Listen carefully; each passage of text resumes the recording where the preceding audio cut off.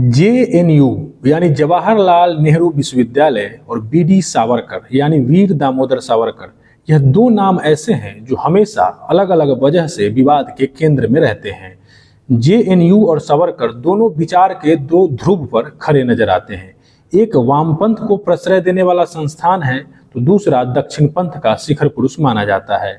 भारत में जेएनयू और सावरकर दोनों 2014 में नरेंद्र मोदी के प्रधानमंत्री बनने और भाजपा के सत्ता में आने के बाद से वैचारिक विवाद के केंद्र में रहे हैं।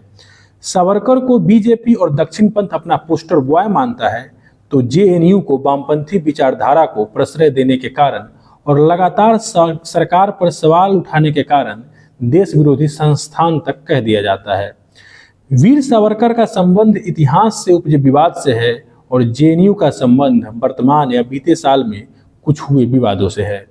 सावरकर पर आरोप लगाने वाले खासकर कांग्रेस और वामपंथी विचारधारा के लोग यह कहते हैं कि सावरकर ने ब्रिटिश सरकार को चिट्ठी लिखकर माफी मांगी थी और स्वतंत्रता की लड़ाई में भाग लेने से इनकार कर दिया था, जिससे सावरकर ब्रिटिश सरकार के ब्लू आइड बॉय बन गए थे और इस तरह सावरकर ने अंग्रेजों की मदद की। सावरकर को देश में टू नेशन थ्योरी और देश में गंगा जमुनी परंपरा से इतर हिंदू मुसलमान को बिल्कुल अलग देखने वाले विचारक के तौर पर भी जाना जाता है, जो किसी न किसी तरह देश में सांप्रदायिकता के पैरोकार के रूप में सामने आते हैं। वहीं दूसरी तरफ दक्षिणपंथी विचारधारा खासकर बीजेपी के लोग जेएनयू पर राष्ट्र विरोधी होने का आरोप लगाते हैं। उनका आरोप है कि भारत सरकार के पैसे से पलना और सरकार से सवाल पूछना जेएनयू के छात्र और प्रोफेसर को गद्दार बना देता है।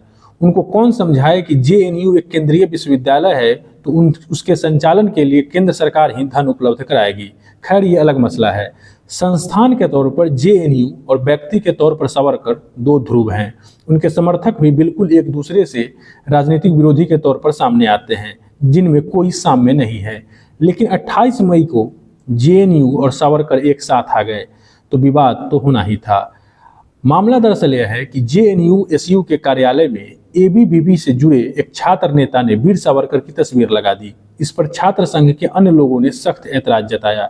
इंडियन एक्सप्रेस में छपे रिपोर्ट के अनुसार अखिल भारतीय विद्यार्थी परिषद के जेएनयू एसयू के ज्वाइंट सेक्रेटरी वैभव मीना ने सावरकर की जयंती पर यानी कि बीते बुधवार 28 मई को उनकी तस्वीर लगाई।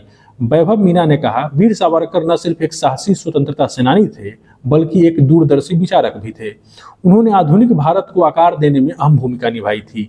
जेएनयू को राष्ट्रहित और देशभक्ति के प्रति अपनी प्रतिबद्धता के लिए जाना जाना चाहिए, राष्ट्र विरोधी कामों के लिए नहीं। तस्वीर लगाए जाने से छात्र संघ में एक अहम वैचारिक बदलाव आया है।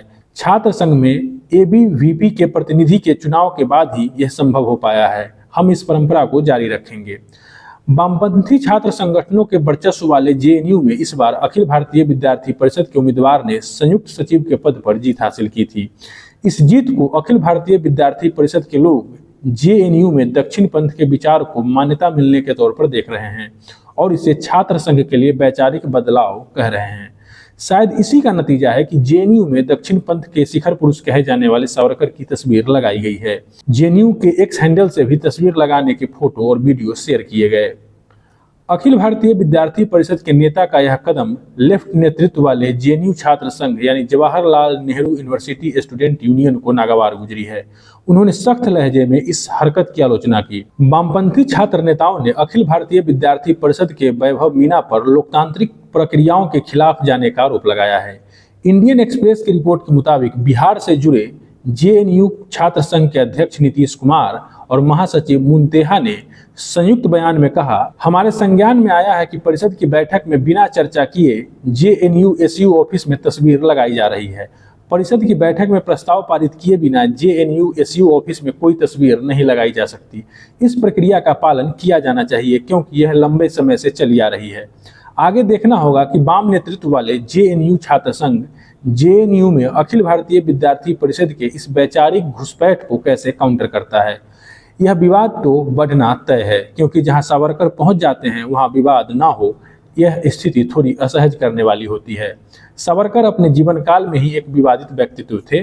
उनकी मृत्यु के बाद भी उनके विचार और उनकी तस्वीर भी विवाद का विषय बनते रहते हैं। जेएनयू में सावरकर की तस्वीर को कुछ लोग जेएनयू से वामपंथ के उखड़ने की पहली कड़ी मान रहे हैं। तो क्या भारत में वामपंथ का सबसे वैचारिक किला, सबसे मजबूत वैचारिक किला दक्षिण पंथ के तूफान में जड़ से उखड़ जाएगा? यह तो आने वाला समय ही बताएगा। धन्यवाद, आभार। मैं निखिल कुमार, आप जनता बोध देख रहे हैं। जेएनयू में सावरकर का तस्वीर लगाने को लेकर आप क्या सोचते हैं? खासकर सावरकर और जेएनयू के बारे में क्या सोचते हैं? अपनी प्रतिक्रिया हमारे कमेंट बॉक्स में जरूर लिखें।